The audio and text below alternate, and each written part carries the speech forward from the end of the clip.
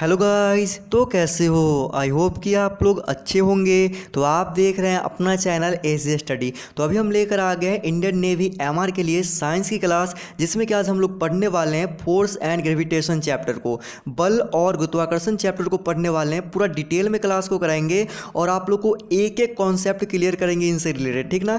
ये पार्ट 1 है, इसका पार्ट 2 भी आएगा, जिसमें कि आप लोग को टॉप लेवल के क्वेश्चन देखने को मिलेंगे जो कि आपके एग्जाम में पूछा जाएगा क्वेश्चन। वो सारे क्वेश्चन पार्ट 2 में कराएंगे, तो पार्ट 2 को आप लोग देखना बिल्कुल मत मिस कीजिएगा, ठीक ना। उसे आप लोग ज़रूर देखिएगा। अभी आप लोग को क्लास करा रहे हैं, इससे पहले आप लोग को बता दें कि अभी 3 से 4 चैप्टर आप लोग को निकल चुका है साइंस का चैप्टर वाइज। अगर आप अभी तक नहीं देखे हो तो लिंक डिस्क्रिप्शन में दे देंगे, या प्लेलिस्ट भी बना रखे, तो आप जाके वहाँ से भी क्लास को देख सकते हो। सारे क्लास इंपॉर्टेंट है, तो आप सारे क्लास को जाके देखिए। अगर अभी तक नहीं देख रहे हो रेगुलर वीडियो को, तो आप जाके ज़रूर देख लेना, ठीक ना। उससे पहले बता दें कि जो भी बंदे नए जुड़े हैं हमारे साथ, तो चैनल को कर लीजिएगा सब्सक्राइब और बगल के बेल आइकन को जरूर प्रेस कर दीजिएगा, जिससे कि सारी वीडियो की नोटिफिकेशन आपको सबसे पहले मिलती रहेगी। लिंक डिस्क्रिप्शन में, आप हमें टेलीग्राम और इंस्टाग्राम पर जरूर फॉलो कर लीजिएगा। तो चलिए वीडियो स्टार्ट करते हैं। उससे पहले बता दें कि वीडियो अच्छा लगे ना तो लाइक कीजिएगा, वरना आप वीडियो को डिसलाइक कर सकते हैं। पहले पूरा वीडियो आप लोग देख लेना, उसी के बाद आप लोग लाइक कीजिएगा। तो चलिए वीडियो करते हैं स्टार्ट, और चलिए चैप्टर हो रहा है हम लोग का स्टार्ट। सबसे पहले हम लोग जानेंगे बल होता क्या है, फोर्स आखिर होता क्या है, ठीक है ना। सबसे पहले हम लोग फोर्स के बारे में जानेंगे। तो चलिए हम लोग सबसे पहले हम देखते हैं फोर्स की परिभाषा को। फोर्स की परिभाषा को देखेंगे तो यहाँ पर आप लोग देख रहे हैं फोर्स की परिभाषा कि बल वह भौतिक कारण है जो किसी वस्तु पर लगकर उसकी विराम की अवस्था अथवा सरल रेखा में एक समान गति की अवस्था में परिवर्तन लाता है या लाने की चेष्टा करता है। अब समझिएगा कि बल होता क्या है। यहाँ पर देखिए, जैसे कि कोई वस्तु है, समझ जाइए कि यहाँ पर कुछ आप समझ लो कि कोई पत्थर है, यहाँ पर बड़ा सा पत्थर समझ लीजिए, ज़्यादा बड़ा नहीं लेकिन है बड़ा पत्थर। आप इस पर क्या करते हो, बल लगाते हो। बल लगाओगे तो ये क्या होगा, वस्तु पर बल लगेगा। बल लगने के बाद ये वस्तु यहाँ से क्या होगा, घिसक के क्या होगा, आगे होगा। जब बल लगेगा तो वस्तु तो आगे बढ़ेगा ही नहीं। तो बल क्या हो गया, बल लगने के बाद ये क्या हो गया, वस्तु यह अपना जो स्थान है एक जगह से दूसरे स्थान में ये क्या कर लेता है, परिवर्तन कर लेता है। अवस्था में ये क्या कर लिया, यहाँ था पहले, फिर यहाँ से क्या कर लिया यहाँ, तो ये अवस्था में क्या किया, परिवर्तन किया, ठीक ना।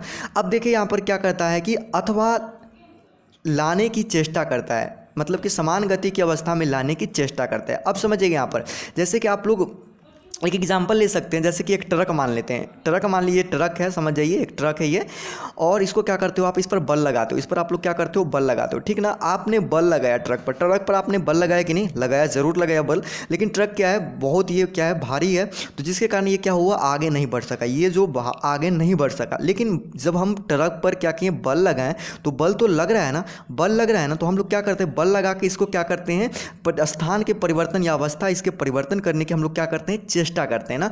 बल तो लग रहा है लेकिन या क्या हो रहा है, स्थान परिवर्तन नहीं हो रहा है, लेकिन हम लोग चेष्टा कर रहे हैं। तो आप लोग समझ गया होंगे कि बल आखिर होता क्या। अगर हम दूसरे भाषा में बल की परिभाषा सुनाएं तो हो जाएगी, बल वह कारक है जो किसी वस्तु की स्थिति, अवस्था, आकार में परिवर्तन ला सके, उसी को हम लोग क्या कहते हैं, बल कहते हैं, अगर दूसरे भाषा में बोले तो। जैसे कि एग्जाम्पल के तौर पर आप लोग ले सकते हो, यहाँ पर आप लोग देखना, जैसे हवा में भरे बैलून को यदि हाथ से जोर से दबाया जाए तो उसके आकृति और आकार दोनों ही बदल जाते हैं। जैसे कि आप लोग देखे होंगे, एक बैलून ले लेना, बैलून जैसे गोल होगा या अंडाकार, जैसा भी आकार का हो बैलून, ठीक। इसे आप लोग क्या करते हो, दबाते हो दोनों तरफ से। जब दबाओगे तो ये क्या हो जाएगा, इसका जो आकार होगा थोड़ा क्या होगा, चपटा होगा ना, तो ये आकार में परिवर्तन हुआ ना। आकार में परिवर्तन के साथ साथ इसका आकृति भी परिवर्तन हो गया, क्योंकि पहले गोल था, अब क्या हो गया, ये चपटा हो गया, और आकार क्या हो गया, छोटा हो गया। तो इसमें दोनों में परिवर्तन होता है, तो आप समझ सकते हो यहाँ पर इस उदाहरण के माध्यम से। तो आई होप कि आप लोग को बल है जो कि पूरे अच्छे ढंग से क्लियर होंगे। अगर कोई भी डाउट है ना तो कमेंट सेक्शन खालिए, आप मन भर कमेंट करो, सभी के कमेंट को पढ़ते हैं और एक एक को रिप्लाई हम देने की कोशिश करेंगे अगर दिक्कत होती है तो। मुझे उम्मीद नहीं कि आप लोग को दिक्कत हो। चलिए आगे हम लोग बात करते हैं यहाँ पर बल की ही। तो बल का जो मात्रक हो जाता है वो न्यूटन होता है। बहुत बहुत इंपॉर्टेंट सवाल है, आप इसे याद रख सकते हैं। बल का जो पूछा जाएगा मात्रक क्या होता है, तो क्या होता है, न्यूटन होता है, तो आप इसे याद जरूर रखना। अब चलिए हम लोग बात कर लेते हैं बल का जो मात्रक सीजीएस पद्धति में अगर पूछ दिया जाए तो क्या होता है, डाइन होता है। सीजीएस पद्धति में बल का जो मात्रक होता है वो क्या होता है, डाइन होता है। अगर हम बात करें 1 न्यूटन की, तो 1 न्यूटन बराबर जो होता है वो होता है 10 के पावर 5 डाइन। आपके क्वेश्चन एग्जाम में आ सकते हैं कि 1 न्यूटन बराबर कितने डाइन होते हैं, ठीक ना। ये पूछा जा सके आप लोग को कि 1 न्यूटन बराबर कितने डाइन होते हैं, तो आप लोग को वहाँ पर ध्यान देना है कि 1 न्यूटन बराबर कितने डायन होते हैं, तो वहाँ पर आप लोग को ऑप्शन में देखने को मिला 10 के पावर 3 डायन, 10 के पावर 4, 10 के पावर 5, तो 10 के पावर जो 5 होंगे उसी पर आप लोग को टिक लगाना है। ये भी इंपॉर्टेंट सवाल है, तो आप इसे याद रखिएगा। अब चलिए हम लोग यहाँ पर देखते हैं बल का जो सूत्र होता है वो होता है द्रव्यमान गुणे त्वरण, ठीक ना, m/a हो जाता है ये बल का सूत्र। तो आप इसे याद रखिएगा, क्योंकि जब तक आप लोग को बल का सूत्र याद नहीं रहेगा तब तक क्या होगा, नोमरिकल नहीं बनेगा। तो पार्ट 2 में हम आप लोग को नोमरिकल भी करवाएंगे जो कि आपके एग्जाम में पूछा जाता है, ठीक ना। क्योंकि जब तक आप लोग को ये सूत्र याद नहीं होगा तो आप लोग को एक कोई भी चीज़ निकालने को बोलेगा तो आप नहीं निकाल पाओगे। जैसे कि आप लोग को यहाँ पर जैसे द्रव्यमान ही दे दिया, त्वरण ही दे दिया, और आप लोग से बल पूछ दे कि इसका बल कितना बल होगा, तो वहाँ पर आप लोगों को जब तक ये सूत्र याद नहीं रहेगा तब तक आप निकाल कैसे पाओगे। तो इसलिए ये सूत्र को याद करना बहुत ज़रूरी है, तो आप इसे याद ज़रूर कर लीजिएगा, ठीक ना। अब चलिए हम लोग बात करते हैं यहाँ पर बल की प्रकार के। बल यहाँ पर क्लियर हो चुका है पूरा। अब बल की प्रकार के करें तो बल जो होते हैं निम्न प्रकार के होते हैं, लेकिन मुख्यतः जो हम लोग को पढ़ना है ना वो 4 बल पढ़ने हैं। कितने पढ़ने हैं?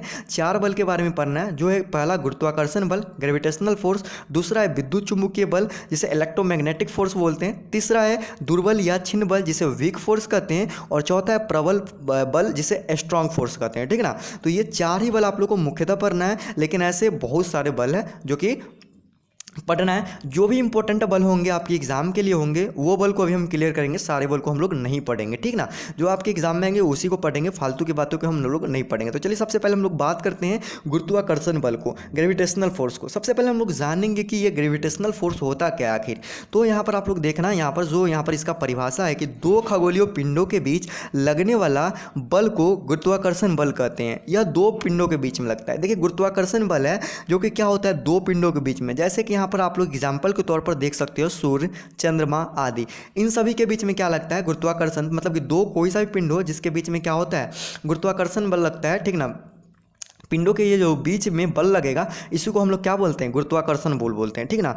अब यह इतना प्रभावी होता है कि पिंड अपने अक्ष पर घूर्णन करते रहते हैं तथा एक पिंड दूसरे पिंड के साथ संतुलन बनाए रखते हैं। जब ये दोनों क्या करते हैं, एक दूसरे के बीच जब बीच बल लगाते हैं तो ये पिंड क्या होते हैं, एक दूसरे के साथ क्या रहते हैं, संतुलन बनाए रखते हैं, ठीक ना। एक दूसरे के साथ क्या रहते हैं, संतुलन बनाए रखते हैं। तो इस बात को आप लोग समझिएगा। तो आई होप कि आप लोग को गुरुत्वाकर्षण बल क्लियर हो गए होंगे। अब हम चलिए बात करते हैं यहाँ पर विद्युत बल, चुंबकीय बल के बारे में। तो विद्युत चुंबकीय बल के 2 प्रकार होते हैं।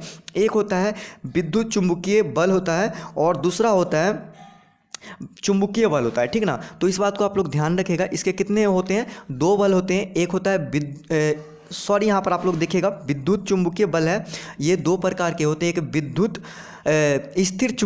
स्थिर विद्युत बल होगा, यहाँ पर क्या हो जाएगा, स्थिर विद्युत बल हो जाएगा। ये 2 प्रकार के होते हैं जिसमें एक हो जाएगा स्थिर विद्युत बल। इस बात को आप लोग ध्यान रखना, यहाँ पर गलत टाइप हो गया, आप लोग सही कर लेना। स्थिर विद्युत बल हो जाएगा, ठीक ना, स्थिर विद्युत बल, और दूसरा है वो चुंबकीय बल हो जाएगा। तो आप इसे जाके खुद से आप लोग को पढ़ना है, क्योंकि अभी सारे को अगर क्लियर करें चारों टॉपिक को तो बहुत लंबा वीडियो हो जाएगा। तो आप लोग को घर पे जाके इन सभी को खुद से क्या करना है, पढ़ना है, क्योंकि सब हम करवा देंगे तो आप लोग क्या करोगे, आप लोग को भी तो कुछ करना है। अब चलिए कुछ अन्य बल है उसके बारे में पढ़ लेते हैं। तो यहाँ पर अभी केंद्रीय बल के बारे में पढ़ेंगे, सेंट्रीपेटल फोर्स के बारे में पढ़ेंगे, ठीक ना। तो चलिए सेंट्रीपेटल फोर्स के बारे में पढ़ लेते हैं। तो इसका जो डिफिनेशन होता है, इसका जो परिभाषा होता है, आप लोग समझने की कोशिश कीजिएगा। कह रहा है कि जब कोई वस्तु किसी वृत्ताकार पथ पर चलती है तो उस पर एक बल वृत्त के केंद्र की ओर कार्य करता है। तो इस बल को क्या कहते हैं, अभिकेंद्रीय बल कहते हैं। इस बल को क्या कहते हैं, अभिकेंद्रीय बल। समझने की आप लोग कोशिश कीजिए यहाँ पर। जैसे कि ये क्या हो गया, कोई वृत्तीय पथ हो गया, ठीक ना, वृत्तीय क्या हो गया, पथ हो गया, और यहाँ पर क्या करता है, वृत्ताकार पथ पर चलती है और उसके वृत्त के केंद्र की ओर कार्य करते हैं। मतलब यहाँ पर क्या करती है, क्या कहते हैं, वृत्त के केंद्र की ओर कार्य करती है। इसी बल को हम लोग क्या कहते हैं, अभिकेंद्रीय बल कहते हैं। जैसे कि एग्जाम्पल पर यहाँ पर हम क्या करते हैं, यहाँ पर मान लीजिए कि आपका यहाँ पर सेंटर में हाथ है, आप लोग जैसे हाथ ले लिए, ये हाथ हो गया आपको, और किसी पत्थर में आप लोग क्या करते हैं, रस्सी को बांध लेते हैं। किसी पत्थर में आप लोग को रस्सी को बांध लेते हो, इसे क्या करते हैं, गोल गोल घुमाते हैं, गोल गोल घुमाते हो ना रस्सी को, तो ये क्या बनता है, वृत्ताकार पथ बन रहा है ना। और यहाँ पर जो सेंटर है ये क्या है, हमारा हाथ हो गया। तो यही हमारा क्या करता है, सेंटर जो हाथ कार्य करता है। तो एग्जाम्पल के माध्यम से आप लोग समझ सकते हैं, ठीक ना, कि अभिकेंद्रीय बल आखिर होता क्या है, ठीक। तो आई होप कि ये भी आप लोग समझ गए होंगे। देखिए इस बल के बिना वस्तु वृत्ताकार पथ पर नहीं चल सकती है। इस बल के कारण जब तक हमारा जो सेंटर पर जब कार्य नहीं करेगा हाथ, तब तक वो वृत्ताकार पथ पर नहीं चलेगा। जैसे कि सेंटर पर जो हमारा हाथ है, जब तक हम इस रस्सी में बंधे पत्थर को ऐसे से नचाएंगे नहीं, तब तक ये वृत्ताकार पथ पर नचेगा ही नहीं, तो ये क्या होगा, ये गलत हो जाएगा, ठीक ना। तो इसलिए यहाँ पर बताया गया है कि इस बल के बिना वस्तु वृत्ताकार पथ पर नहीं चल सकती है, ठीक ना। आई होप कि अभी केंद्रीय बल आप लोगों को क्लियर हो गया होगा, सेंट्रीपेटल फोर्स आप लोग को क्लियर हो गया होगा। अब चलिए हम लोग बात करते हैं यहाँ पर अभिकेंद्रीय बल के बारे में, ठीक ना। अभिकेंद्रीय बल आखिर होता क्या है, सेंट्रीफ्यूगल फोर्स होता क्या है। तो जब कोई पिंड वृत्तीय पथ पर चलता है, जब कोई पिंड जो है वृत्तीय पथ पर चलता है और उस पथ के केंद्र से बाहर की ओर एक बल कार्य करता है, जिसे अभिकेंद्रीय बल कहते हैं, ठीक ना। क्या कहते हैं, अभिकेंद्रीय बल कहते हैं। जैसे कि ये क्या हो गया, एक वृत्ताकार पथ हो गया, वृत्तीय पथ हो गया, और यहाँ से क्या होता है, बाहर की ओर क्या होता है, इस पर बाहर की ओर एक बल कार्य करती है। बाहर से क्या करती है, बल कार्य करती है, जिसी को क्या बोलते हैं, अपकेंद्रीय बल बोलते हैं। देखिए यह बल अभिकेंद्रीय बल के परिणाम के बराबर लेकिन दिशा में परिवर्तित होता है, ठीक ना। तो आई होप कि आप लोग को अभिकेंद्रीय बल भी समझ में आ गया होगा। तो आई होप कि बल जो है आप लोग का पूरा अच्छा ढंग से क्लियर हो गया होगा। इससे ज़्यादा आप लोग को बल से क्वेश्चन नहीं आते हैं। अगर जो भी क्वेश्चन आप लोग के बल से रिलेटेड टॉप क्वेश्चन आएंगे वो पार्ट 2 में आप लोग को देखने को मिल जाएगा, तो आप लोग थोड़ा सा भी टेंशन मत लीजिएगा, ठीक है ना। चलिए अभी हम लोग बात करते हैं आगे जो बल हो चुका है। अब जो आप लोग को पढ़ना है ग्रेविटेशन, गुरुत्वाकर्षण के बारे में पढ़ना है, तो चलिए उसको पढ़ते हैं। सबसे पहले हम लोग ग्रेविटेशन में गुरुत्व को जानेंगे, ग्रेविटी के बारे में जानेंगे कि ग्रेविटी आखिर होता क्या है। तो ग्रेविटी के बारे में जानते हैं। जैसे ग्रेविटी का यहाँ पर आप लोग परिभाषा देखना क्या होता है कि दो पिंडों के बीच लगने वाले आकर्षण बल को गुरुत्वाकर्षण एवं पृथ्वी और अन्य वस्तु के बीच लगाने वाला आकर्षण बल को गुरुत्व कहा जाता है। गुरुत्व किसको कहते हैं अभी समझाएंगे। अतः गुरुत्वाकर्षण की एक विशेष स्थिति। अब समझिएगा यहाँ पर, जैसे कि दो पिंडों के बीच में क्या होता है, आकर्षण बल लगता है, उसको क्या कहते हैं, गुरुत्वाकर्षण कहते हैं। जैसे कि ये दो पिंड है, इसके बीच में जब लगता है क्या चीज़ होता है, आकर्षण होता है एक दूसरे के बीच में, तो इसी बल को क्या कहते हैं, आकर्षण बल जब लगता है तो इसी बल को क्या कहते हैं हम लोग, गुरुत्वाकर्षण बल कहते थे। लेकिन जब और इसी के साथ क्या होता है, पृथ्वी और अन्य वस्तुओं के बीच, पृथ्वी हो गया और अन्य इधर वस्तु हो गया, और इसी के बीच में लगने वाला जो आकर्षण बल होता है, ये आकर्षण बल हो गया, उसी को क्या बोलते हैं, गुरुत्व कहते हैं। उसी को क्या बोलते हैं, गुरुत्व कहते हैं। तो आई होप कि ये भी आप लोग समझ गए होंगे। यहाँ पर देखिएगा इस बात को कि अतः गुरुत्वाकर्षण की एक विशेष स्थिति है। गुरुत्व है जो कि गुरुत्वाकर्षण की एक क्या है, विशेष स्थिति है। तो आई होप कि गुरुत्व भी आप लोग को समझ में आ गया होगा। अब हम लोग बात करेंगे न्यूटन का गुरुत्वाकर्षण नियम को पढ़ेंगे। बहुत इंपॉर्टेंट टॉपिक है, आप लोग ध्यान से देखिएगा और इसे समझने की आप लोग कोशिश कीजिएगा। जैसे कि यहाँ पर देखिएगा न्यूटन का गुरुत्वाकर्षण नियम आखिर है क्या, तो इसको हम लोग जानते हैं। जैसे कि ब्रह्मांड में प्रत्येक पिंड किसी दूसरे पिंड को अपनी ओर आकर्षित करता है, अतः किन्हीं दो पिंडों के बीच लगने वाला यह आकर्षण बल उनके द्रव्यमानों के गुणनफल की अनुक्रमानुपाती तथा उनके बीच की दूरी के वर्ग के व्युत्क्रमानुपाती होते हैं, ठीक है ना। यहाँ पर आप लोग देख लीजिएगा न्यूटन का जो गुरुत्वाकर्षण का नियम का जो फार्मूला होता है वो क्या होता है, यहाँ पर आप लोग समझने की कोशिश कीजिएगा। F बराबर होता है G इंटू m1/m2/r²। मतलब इसे हम ऐसे लिख सकते हैं, यहाँ पर आप लोग समझ सकते हो। F बराबर जो होता है वो होता है G इंटू में m1 इंटू m2 और बटा में क्या हो जाएगा, r² हो जाएगा, ठीक है ना। तो ये होता है क्या चीज़ का सूत्र, न्यूटन के गुरुत्वाकर्षण नियम का ये सूत्र होता है, ठीक ना। तो आई होप कि ये भी बात आप लोग को समझ में आ गया होगा। देखिए यहाँ पर आप लोग समझने की कोशिश किया। यहाँ पर जो g है ये गुरुत्वीय नियतांक है, ये जो आप लोग को g देख रहा है। m है वो प्रथम पिंड के द्रव्यमान है और m2 है जो कि द्वितीय पिंड के द्रव्यमान है। बाकी बात जो यहाँ पर r है ये कोई त्रिज्या नहीं है, ये दोनों पिंडों के बीच की क्या है, पिंडों के द्रव्यमान के बीच की ये क्या है, दूरी है यार, ठीक है ना। तो इस बात को आप लोग ध्यान रखिएगा। अब यहाँ पर हम बात करते हैं, ये जी है गुरुत्वीय नियतांक है, उसका जो मान होता है वो होता है 6.67 गुने 10 के पावर -11 न्यूटन मीटर स्क्वायर पर किलोग्राम का स्क्वायर होता है। तो ये जी का क्या होता है, मान होता है, तो आप इसे याद रख सकते हैं। अब चलिए हम लोग बात करते हैं इसमें न्यूटन का गुरुत्वाकर्षण नियम के बारे में। आप लोग को एक कहानी याद होगा, न्यूटन जब ये गुरुत्वाकर्षण के नियम का जब खोज किए थे तो उस समय वो कैसे खोज किए थे, तो उसका एक जो प्रचलित कहानी थी वो क्या कहानी थी, सेब के पेड़ वाला था। आप लोग को याद होगा कि सेब का पेड़ वाला क्या कहानी था। जैसे हम आप लोग को बीच डिस्कस कर देते हैं इसी बात को भी। जैसे कि न्यूटन क्या थे, एक सेब के पेड़ था और उसी के नीचे क्या हुए थे, न्यूटन क्या हुए थे, सोए हुए थे। उसी के नीचे क्या हुए थे, न्यूटन सोए हुए थे। और उसी पेड़ से क्या होता है, एक सेब टूट के न्यूटन के क्या होते हैं, शरीर पे गिरता है, नीचे गिरता है उनके शरीर पे। तो न्यूटन क्या करने लगता है, तब सोचने लगता है कि ये सेब है जो कि ऊपर क्यों नहीं गिरा, नीचे ही क्यों गिरा। वो क्या करता है, सोचने लगता है कि ये सेब है जो कि ऊपर क्यों नहीं गिरा, नीचे ही क्यों गिरा।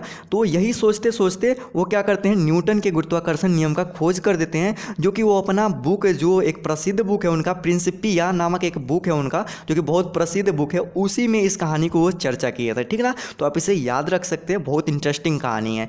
अब चलिए इस बात को आप लोग समझ गए होंगे। अब हम आगे कर लेते हैं बात जी के परिवर्तन में, जी के मान में परिवर्तन।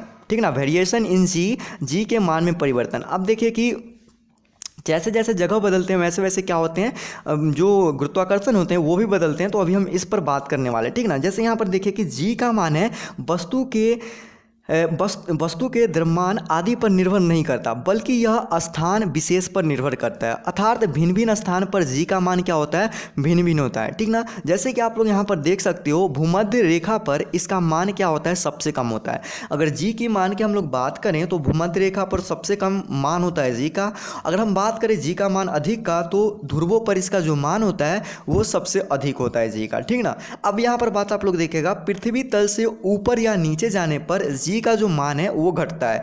अगर देखिए ये पृथ्वी तल है, ये आप लोग मान लो ये पृथ्वी तल है। ठीक ना, अगर इसके ऊपर जाता है तो जी का मान क्या होगा, घटता है। जी का मान क्या होगा, घटेगा। अगर नीचे भी जाता है तो जी का मान क्या होगा, घटता है। ठीक ना, तो इस बात को आप लोग ध्यान में रखेगा। अब चलिए हम लोग बात करते हैं यहाँ पर, पृथ्वी के केंद्र पर इसका मान शून्य हो जाता है। पृथ्वी के केंद्र पर जी का जो मान होता है वो बिल्कुल क्या हो जाता है, शून्य हो जाता है। तो आप इस बात को ध्यान रखिएगा। ठीक, अब हम बात करते हैं यहाँ पर, चंद्रमा पर जी का मान पृथ्वी के जी के मान का 1/6 होता है।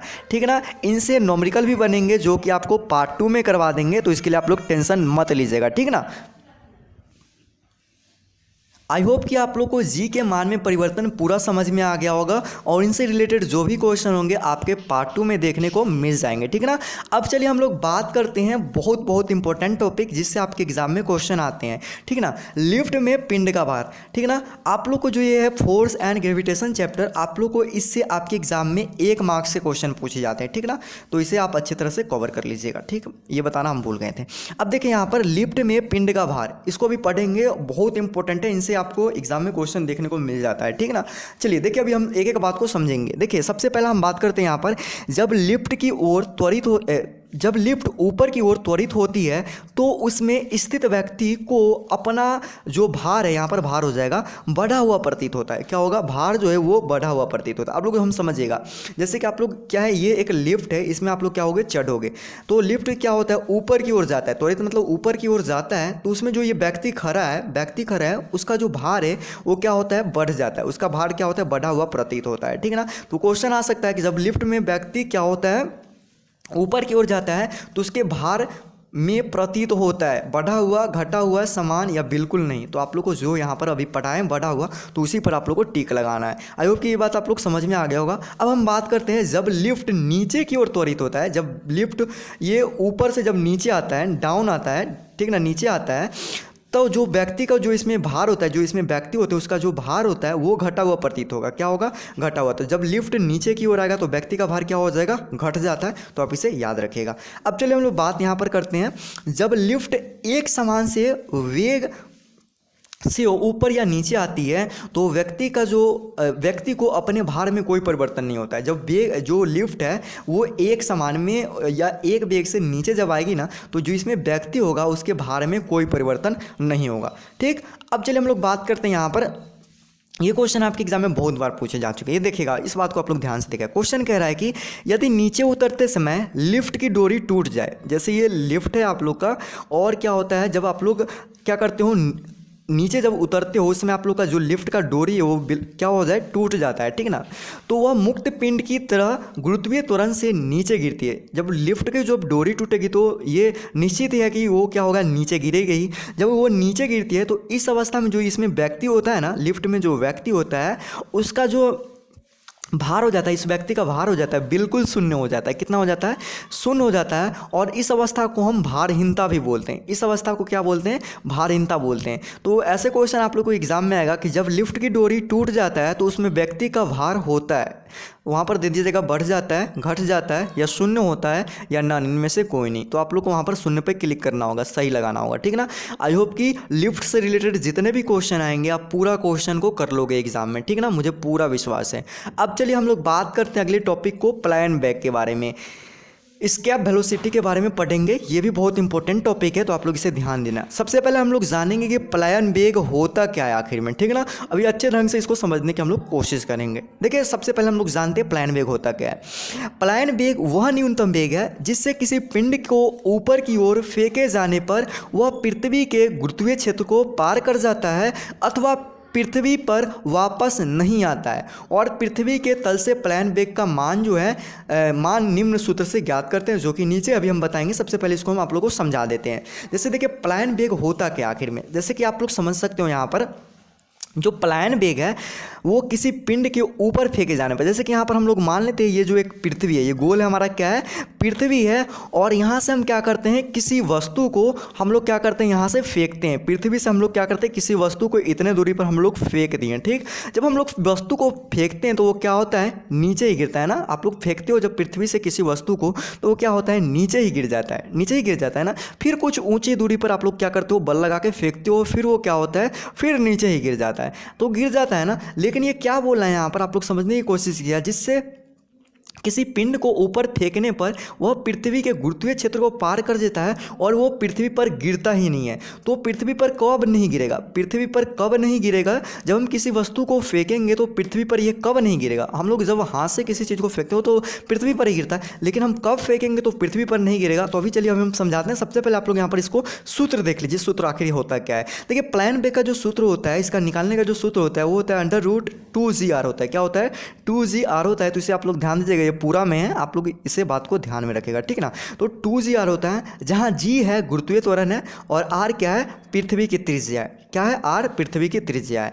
अब हम यहाँ पर बात करते हैं प्लायन वेग का जो मान होता है वो 11.2 किलोमीटर पर सेकेंड होता है। कहाँ, पृथ्वी पर। अब इस बात को समझिएगा, हम ऊपर जो बता रहे थे कि पृथ्वी पर जब हम किसी वस्तु को फेंकते तो वो नीचे ही गिर जाता है, लेकिन कब फेंकेंगे तो वो पृथ्वी पर वो वस्तु नीचे नहीं गिरेगा। तो देखिए किसी वस्तु को हम लोग क्या करेंगे, 11.2 किलोमीटर पर सेकेंड की अगर रफ्तार से हम लोग फेंकते हैं किसी वस्तु को तो वो क्या करता है, गुरुत्वीय क्षेत्र को, पृथ्वी के जो गुरुत्वीय क्षेत्र है उसको पार कर जाता है। जब वो उसको पार कर जाता है तो वो फिर पृथ्वी पर फिर वापस नहीं आता है। तो कितने किलोमीटर पर सेकंड की रफ्तार से फेंकना होगा, 11.2 किलोमीटर पर सेकंड से हम किसी वस्तु को फेंकेंगे तब वो क्या होगा, पृथ्वी पर वापस नहीं आएगा। तो आप इसे समझ सकते हो, ठीक है ना। आई होप कि आप लोग को प्लायन वेग भी पूरा अच्छे ढंग से समझ में आया होगा। आई होप कि ये चैप्टर यहीं पर समाप्त होता है और इसका जो इंपॉर्टेंट क्वेश्चन है आप लोग को पार्ट 2 में देखने को मिलेगा। उससे पहले आप लोग को बता दें, जो भी बंदे यहाँ तक देखे हो ना, तो अगर वीडियो अच्छा लगा है ना तो वीडियो को लाइक कर दीजिएगा कम से कम। और जो भी दोस्त है उसको इस वीडियो को शेयर करके, अभी तक जो भी दोस्त भाई नहीं जुड़े हैं उनको जोड़ लीजिए। और जो भी बंदे नए हो तो चैनल को कर लीजिएगा सब्सक्राइब और बगल के बेल आइकन को प्रेस कर दीजिएगा, जिससे कि सारी वीडियो की नोटिफिकेशन आपको सबसे पहले मिलती रहेगी। जो भी बंदे यहाँ तक देख रहे हो उनके लिए एक एक्स्ट्रा बेनिफिट है, इसका जो PDF आप लोग को टेलीग्राम चैनल पर मिल जाएगा। तो अभी तक टेलीग्राम चैनल पर ज्वाइन नहीं हो तो फटाफट से टेलीग्राम चैनल पर ज्वाइन हो जाओ। एससी स्टडी सर्च कर सकते हो टेलीग्राम पर, या लिंक डिस्क्रिप्शन में आप जाके वहां से भी ज्वाइन हो सकते हो। साथ ही साथ इंस्टाग्राम पर जरूर हमें फॉलो कर लीजिएगा। तो मिलते हैं अगले वीडियो में, तब तक के लिए जय हिंद, वंदे मातरम।